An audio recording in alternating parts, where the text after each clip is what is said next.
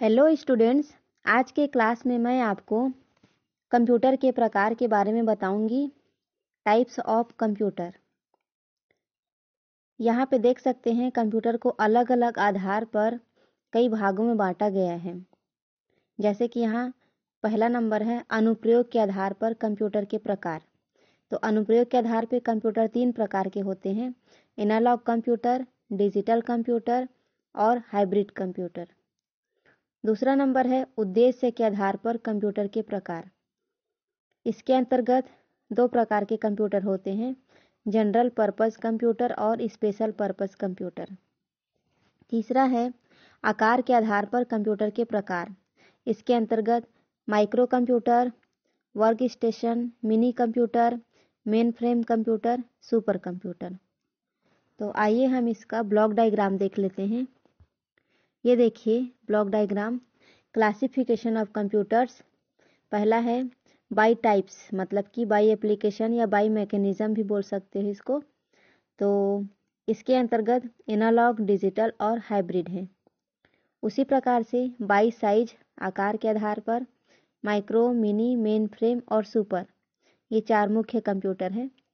उसके बाद में बाई पर्पज, उद्देश्य के आधार पर कंप्यूटर, जनरल पर्पज और स्पेशल पर्पज। तो इस प्रकार से ब्लॉक डायग्राम बना हुआ है। अब यहाँ पे मैं आपको एक और ब्लॉक डायग्राम दिखाती हूँ। इसमें आप लोग देखेंगे कंप्यूटर को मुख्य 3 भागों में बांटा है। पहले तो एनालॉग, डिजिटल और हाइब्रिड। फिर डिजिटल जो कंप्यूटर है उसको जो है आकार और उद्देश्य के आधार पर अलग अलग भागों में बांटा गया है। यहाँ पे आकार के आधार पर और उद्देश्य के आधार पर जो भी कंप्यूटर हैं वो सारे के सारे कंप्यूटर डिजिटल कंप्यूटर ही हैं, इसलिए इसको इस प्रकार से दर्शाया गया है। तो आकार के आधार पे super computer, main frame computer, micro computer और मिनी कंप्यूटर, ये चारों के चारों कंप्यूटर डिजिटल कंप्यूटर ही होते हैं। उसी प्रकार से उद्देश्य के आधार पे जो कंप्यूटर है सामान्य उद्देश्य और विशेष उद्देश्य, ये दोनों कंप्यूटर भी डिजिटल कंप्यूटर ही होते हैं। चलिए अब हम कंप्यूटर का वर्गीकरण पढ़ लेते हैं। Classification of computer. देखिए कंप्यूटर का जो प्रत्यक्ष रूप है, तो प्रत्यक्ष रूप से सीधा वर्गीकरण करना बहुत ही मुश्किल होता है। कंप्यूटर का जो वर्गीकरण है उनके कामकाज, प्रयोग और उद्देश्यों के आधार पर किया जा सकता है। इसलिए कंप्यूटर का वर्गीकरण हम 3 आधार पर करते हैं। पहला है एप्लीकेशन, मतलब कि अनुप्रयोग के आधार पर। दूसरा है पर्पज, मतलब कि उद्देश्य के आधार पर। और तीसरा है साइज, मतलब कि आकार के आधार पर। तो सबसे पहले जो लिखा है अनुप्रयोग के आधार पर कंप्यूटर का वर्गीकरण। Types of computer based on application. इसके अंतर्गत जो है कंप्यूटर को 3 भागों में बांटा जा सकता है। पहला है एनालॉग कंप्यूटर, दूसरा है डिजिटल कंप्यूटर, तीसरा है हाइब्रिड कंप्यूटर। आइए अब हम एक एक कंप्यूटर के बारे में डिटेल से जानते हैं। तो सबसे पहले जो कंप्यूटर है एनालॉग कंप्यूटर, जो कि एक एप्लीकेशन के आधार पर कंप्यूटर है। इस श्रेणी में जो कंप्यूटर होते हैं उनका प्रयोग भौतिक इकाइयों के लिए, जैसे कि दाब, तापमान, लंबाई आदि, इनको मापकर उनके अंकों में परिवर्तित करने के लिए प्रयोग होते हैं। ये जो कंप्यूटर हैं किसी भी राशि का मापन तुलना के आधार पर करते हैं, मतलब कि वो तुलना करते हैं, उसका एग्जैक्ट मान ना बता करके उसको तुलना के आधार पर उसका मान बताया जाता है।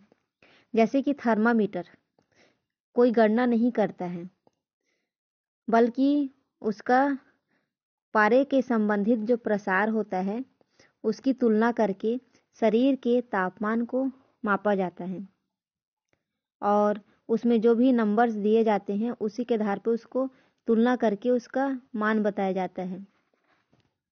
एनालॉग कंप्यूटर का जो प्रयोग है मुख्य रूप से विज्ञान और इंजीनियरिंग के क्षेत्रों में किया जाता है, क्योंकि इन क्षेत्रों में मात्राओं का अधिक प्रयोग किया जाता है। इस प्रकार के कंप्यूटर केवल अनुमानित मान ही देते हैं। जैसे कि किसी पेट्रोल पंप पर लगा एनालॉग कंप्यूटर पंप से निकलने वाले पेट्रोल की मात्रा को मापता है और लीटर में प्रदर्शित करता है और उसके मूल्य की गणना करता है। मतलब कि एनालॉग कंप्यूटर एक तुलना के आधार पर मापने वाला कंप्यूटर है जो कोई निश्चित मान नहीं बताता है। वो एक मापन जो होता है उसका तुलना के आधार पर ही होता है और ये इसके लिए जो मापन की इकाई हैं उनके नाम है दाब, तापमान और लंबाई। इनको नापता है, वो भी तुलना के आधार पर नापा जाता है इसमें। चलिए अब हम डिजिटल कंप्यूटर देख लेते हैं। डिजिटल कंप्यूटर यहाँ पे चित्र में भी देख सकते हैं डिजिटल कंप्यूटर किस प्रकार से दिखाई देता है। इस श्रेणी में जो कंप्यूटर आते हैं जो अंकों की गणना करते हैं, जब लोग कंप्यूटर के बारे में बात करते हैं तो अधिकतर डिजिटल कंप्यूटर ही केंद्र बिंदु होता है। इस श्रेणी में वो कंप्यूटर आते हैं जो बाजार को चलाते हैं, घरों का बजट तैयार करते हैं और अन्य सभी प्रकार के वे कार्य जो कंप्यूटर पर किए जा सकते हैं वो सभी कार्य करते हैं। इसलिए अधिकतर कंप्यूटर डिजिटल कंप्यूटर की श्रेणी में ही आता है। डिजिटल कंप्यूटर डाटा और प्रोग्राम को 0 और 1 के रूप में परिवर्तित करके, मतलब कि बाइनरी नंबर में परिवर्तित करके उसको इलेक्ट्रॉनिक रूप में ले आते हैं। देखिए डिजिटल कंप्यूटर में जो डाटा होता है 0 और 1 के रूप में होता है, मतलब कि बाइनरी नंबर सिस्टम के रूप में होता है। और डिजिटल कंप्यूटर ही एक ऐसा कंप्यूटर है जो कोई भी मान को निश्चित तौर पे बताता है। अगला जो है हाइब्रिड कंप्यूटर। ये जो कंप्यूटर होता है अनेक गुणों से युक्त होते हैं, इसलिए इन्हें हाइब्रिड कंप्यूटर कहा जाता है। इन कंप्यूटर्स में एनालॉग कंप्यूटर और डिजिटल कंप्यूटर दोनों के ही गुण विद्यमान होते हैं। मतलब कि डिजिटल कंप्यूटर जो है और एनालॉग कंप्यूटर, इन दोनों का मिश्रण को ही हाइब्रिड कंप्यूटर कहा जाता है। ये कंप्यूटर अधिक विश्वसनीय होते हैं। उदाहरण के लिए जब कंप्यूटर की एनालॉग डिवाइस किसी रोगी के लक्षणों जैसे कि तापमान या रक्तचाप आदि को मापती है तो ये माप बाद में डिजिटल भागों के द्वारा अंकों में बदल दी जाती है। इस प्रकार से किसी रोगी के स्वास्थ्य में आए उतार चढ़ाव का तुरंत सही पता चल जाता है। हाइब्रिड कंप्यूटर जो है एनालॉग और डिजिटल दोनों का मिश्रण होता है, इस वजह से ये बहुत ही ज़्यादा विश्वसनीय होता है। और एनालॉग कंप्यूटर जो होता है तापमान को नापता है और उसको डिजिटल कंप्यूटर जो है उसको अंकों के रूप में प्रदर्शित करता है।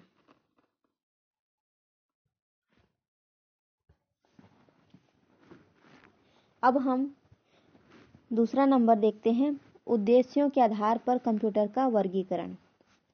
उद्देश्य के आधार पर कंप्यूटर को जो है 2 भागों में बांटा गया है। पहला जो है सामान्य उद्देश्य कंप्यूटर, मतलब कि जनरल पर्पस कंप्यूटर, और दूसरा है विशिष्ट उद्देश्य कंप्यूटर, मतलब कि स्पेशल पर्पस कंप्यूटर। जो सामान्य उद्देश्य कंप्यूटर है, general purpose computer, in computers में अनेक प्रकार के कार्य करने की क्षमता होती है, लेकिन ये सभी कार्य सामान्य होते हैं, मतलब कि किसी विशेष प्रकार के कार्य नहीं होते हैं। ये जो कार्य होते हैं सामान्य कार्य जैसे कि वर्ड प्रोसेसिंग, लेटर लिखना, डॉक्यूमेंट तैयार करना, दस्तावेजों को छापना, डाटाबेस बनाना आदि। इन कंप्यूटर में लगे हुए सीपीयू की क्षमता भी कम होती है। इन कंप्यूटर में हम किसी विशिष्ट उद्देश्य के लिए कोई स्पेशल डिवाइस नहीं जोड़ सकते, क्योंकि इनकी जो सीपीयू की कार्य क्षमता होती है बहुत ही कम होती है। इसलिए इन्हें केवल सामान्य उद्देश्य के लिए ही प्रयोग किया जा सकता है। सामान्य उद्देश्य कंप्यूटर सामान्य कार्य के लिए होता है, जो आम इंसानों के कार्य के लिए होता है। जैसे कि कोई भी प्रकार का डॉक्यूमेंट बना सकते हैं इसके द्वारा, किसी भी प्रकार का लेटर लिखते हैं, कोई भी प्रकार का टेबल बनाया जा सकता है, या किसी को भी ईमेल भेजा जाता है, ईमेल प्राप्त किया जाता है। तो ये जो छोटे छोटे कार्य होते हैं, जो सामान्य उद्देश्य के कार्य होते हैं, वो सारे कार्य जो है सामान्य उद्देश्य कंप्यूटर के द्वारा ही किए जाते हैं। अब दूसरा नंबर जो है विशिष्ट उद्देश्य कंप्यूटर। विशिष्ट उद्देश्य कंप्यूटर जो होता है, स्पेशल पर्पस कंप्यूटर, इन कंप्यूटरों को किसी विशेष कार्य के लिए बनाया गया होता है। ठीक है, इन कंप्यूटर की जो सीपीयू होती है उसकी क्षमता उसके कार्य के अनुरूप होती है, जिस कार्य के लिए इस कंप्यूटर को बनाया गया है। अगर इन कंप्यूटर का एक से ज़्यादा सीपीयू की आवश्यकता होती है तो इन कंप्यूटर की रचना अनेक सीपीयू वाली कर दी जाती है। मतलब कि अगर ज़्यादा सीपीयू की ज़रूरत पड़ रही है तो ज़्यादा सीपीयू वाले कंप्यूटर के जैसा उसको बना दिया जाता है। जैसे संगीत संपादन करने के लिए स्टूडियो में लगाया जाने वाला कंप्यूटर विशिष्ट प्रकार का कंप्यूटर होता है। इस कंप्यूटर में संगीत से संबंधित उपकरणों को जोड़ा जा सकता है। तो जो विशिष्ट उद्देश्य कंप्यूटर होता है कोई भी विशेष कार्य के लिए होता है। इसके अलावा इन कंप्यूटर का जो प्रयोग है कई क्षेत्रों में किया जाता है, जैसे कि अंतरिक्ष विज्ञान में, मौसम विज्ञान में, युद्ध के क्षेत्र में। यहाँ पे युद्ध के क्षेत्र मतलब हो गया जो रक्षा विभाग होता है वहाँ पर, उपग्रह संचालन में, चिकित्सा के क्षेत्र में, भौतिक रसायन में, यातायात नियंत्रण में, समुद्र विज्ञान में, कृषि विज्ञान में, इंजीनियरिंग में आदि इन क्षेत्रों में विशिष्ट उद्देश्य कंप्यूटर का प्रयोग किया जाता है। तो नाम से ही पता चल रहा है कि विशिष्ट उद्देश्य कंप्यूटर किसी विशेष कार्य के लिए ही बनाया गया है और इसमें एक से अधिक सीपीयू भी लगाए जा सकते हैं। जैसा सीपीयू की आवश्यकता पड़ रही है कंप्यूटर को वैसा ही बना दिया जाता है ताकि उसमें अधिक से अधिक सीपीयू जोड़ सके। अब हम तीसरा है आकार के आधार पर कंप्यूटर का वर्गीकरण, इसे जान लेते हैं। Types of computers based on size. आकार के आधार पर जो कंप्यूटर है उसको निम्नलिखित भागों में बांटा गया है। तो इसके जो मुख्य 4 भाग हैं, पहला है माइक्रो कंप्यूटर, दूसरा है मिनी कंप्यूटर, तीसरा है मेन फ्रेम कंप्यूटर और चौथा है सुपर कंप्यूटर। आइए अब हम एक एक कंप्यूटर के बारे में डिटेल से देखते हैं। तो सबसे पहले जो कंप्यूटर है माइक्रो कंप्यूटर। माइक्रो कंप्यूटर तकनीक के क्षेत्र में 1970 के दशक में एक बहुत बड़ा आविष्कार हुआ था। ये जो आविष्कार था माइक्रो प्रोसेसर का था। इसी आविष्कार के साथ ही एक सस्ती और अच्छी कंप्यूटर प्रणाली बनना संभव हुआ था। मतलब कि 1970 के बाद से ही कंप्यूटर का आकार जो है छोटा भी हो गया था और माइक्रो प्रोसेसर का एक आविष्कार हुआ था, जिसकी वजह से कंप्यूटर जो है सस्ता और अच्छा, मतलब कि कम कीमत पर भी अच्छा कंप्यूटर मिलना संभव हो गया था। इस प्रकार निर्मित कंप्यूटर एक डेस्क पर या एक ब्रीफ केस में भी रखा जा सकता था। मतलब कि कंप्यूटर इतना छोटा हो गया था कि एक डेस्क पे आसानी से आ सकता था या एक ब्रीफ केस में भी आसानी से रखा जा सकता था। इन छोटे कंप्यूटर को ही माइक्रो कंप्यूटर कहते हैं। जो कंप्यूटर एक स्थान से दूसरे स्थान पर आसानी से ले जाया जा सकता है, जिसका आकार छोटा होता है, वही कंप्यूटर माइक्रो कंप्यूटर कहलाते हैं। माइक्रो कंप्यूटर कीमत में कम और आकार में बहुत ही छोटे होते हैं। इन कंप्यूटर को व्यक्तिगत उपयोग के लिए घर या बाहर किसी भी कार्य क्षेत्र में लगाया जा सकता है। मतलब कि माइक्रो कंप्यूटर को कोई भी आम इंसान प्रयोग कर सकता है और उसे कहीं पे भी ले जाकर यूज़ कर सकता है, चाहे वो घर हो या घर के बाहर। इन कंप्यूटर्स को पर्सनल कंप्यूटर या पीसी भी कहते हैं। याद रख लेना, माइक्रो कंप्यूटर को ही पर्सनल कंप्यूटर या शॉर्टकट के रूप में पीसी कहा जाता है।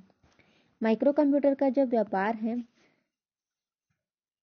उसमें बहुत ज़्यादा उसका महत्व है। व्यापार बड़ा हो या छोटा, यह हर प्रकार के व्यापार में प्रयोग किया जाता है। छोटे व्यापार में ये किसी किए गए कार्य का ब्यौरा रखते हैं, जैसे कि पत्र व्यवहार के लिए पत्र तैयार करता है, उपभोक्ताओं के लिए बिल बना सकते हैं, अकाउंटिंग में प्रयोग कर सकते हैं। बड़े व्यापार में वर्ड प्रोसेसिंग और फाइलिंग प्रणाली के संचालन में उपयोगी है। माइक्रो कंप्यूटर में एक ही सीपीयू लगा होता है। माइक्रो कंप्यूटर एक डेस्क पे आता है और एक ही सीपीयू लगा रहता है उसमें। आज वर्तमान में माइक्रो कंप्यूटर का विकास बहुत तेजी से हो रहा है, जिसके परिणाम स्वरूप आज माइक्रो कंप्यूटर एक पुरस्कृत के आधार पर फोन के आकार का और यहाँ तक कि एक घड़ी के आकार में भी आने लगे हैं।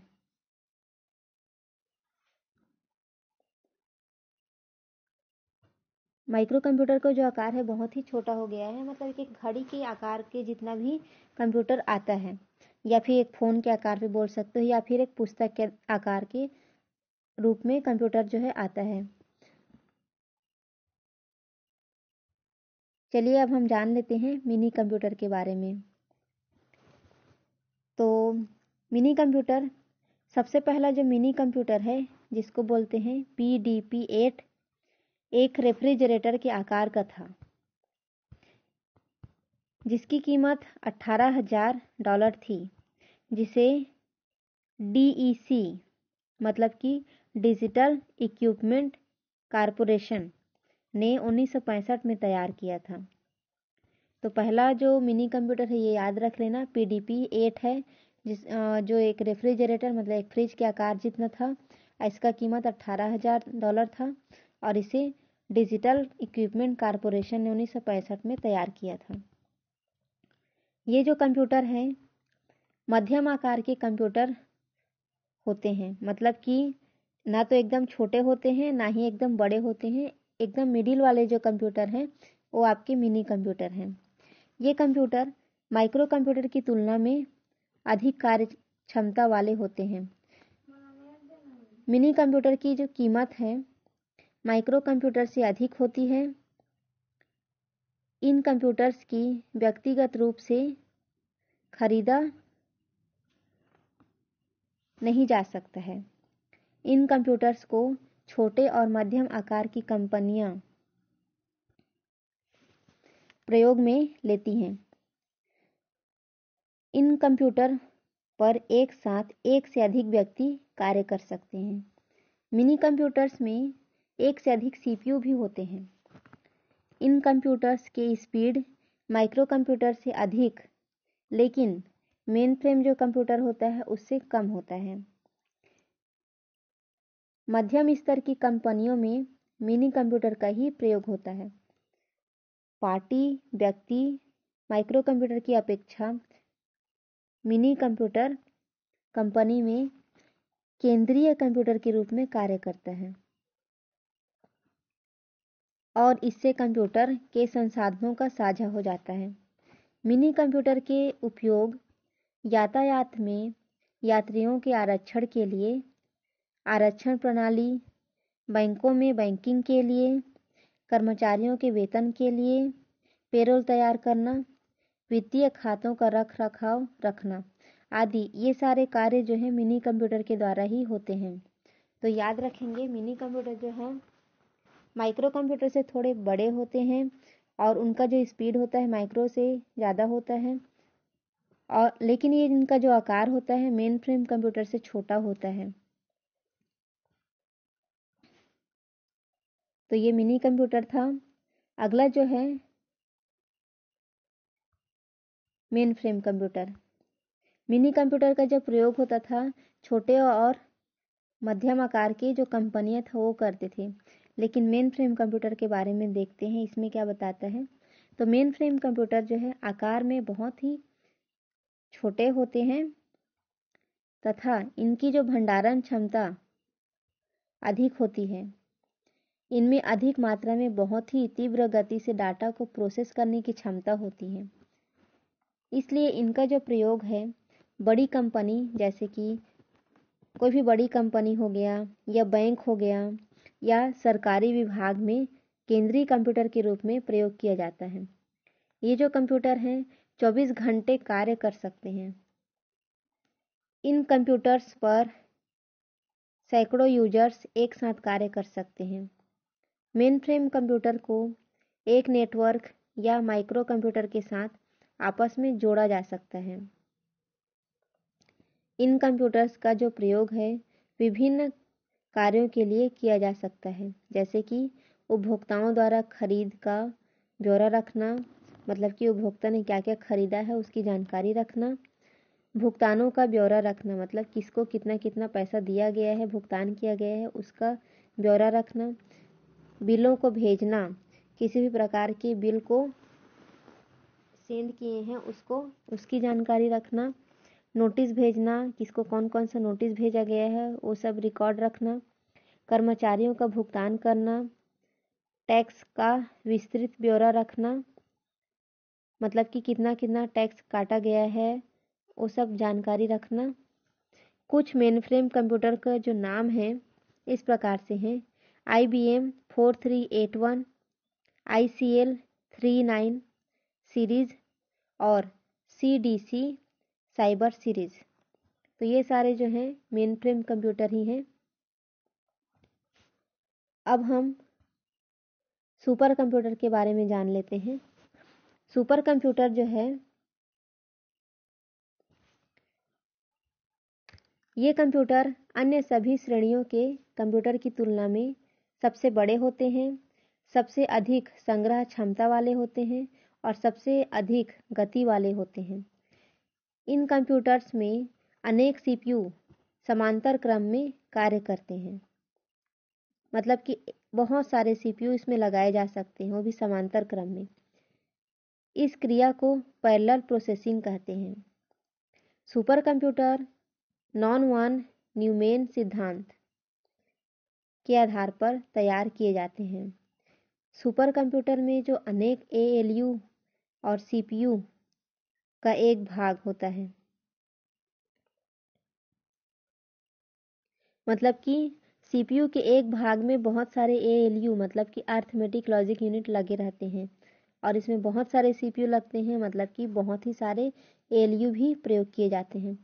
इनमें प्रत्येक ALU एक निश्चित कार्य के लिए होता है। सभी ALU एक समांतर क्रिया करते हैं। सुपर कंप्यूटर का प्रयोग बड़े वैज्ञानिक और शोध प्रयोगशालाओं में शोध कार्यों में होता है।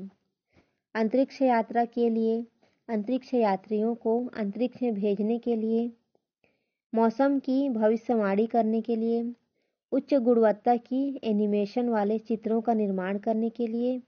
यहाँ पे उच्च एनिमेशन के चित्रों का निर्माण करना मतलब कि यहाँ पे मूवी के बारे में बात किया जा रहा है, पिक्चर के बारे में।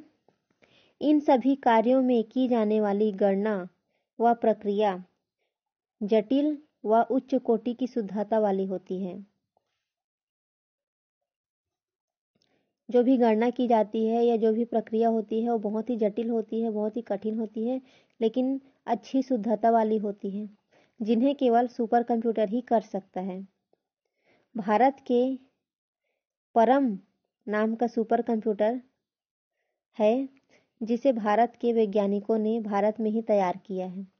परम कंप्यूटर का जो विकसित रूप है परम 10,000 है। इसके अलावा अन्य सुपर कंप्यूटर भी हैं, जैसे कि क्रे 2, क्रे XMP 24 और NEC 500। तो ये सारे कंप्यूटर सुपर कंप्यूटर हैं। इस प्रकार से कंप्यूटर के प्रकार होते हैं। आई होप आप समझ गए होंगे और आगे भी इसी प्रकार से पढ़ाई करते रहिए। कोई भी डाउट होता है तो मेरे से कभी भी पूछ सकते हैं व्हाट्सएप में या फिर जब मैं आपको वीडियो कॉल करूँगी तब। चलिए ठीक है, थैंक यू।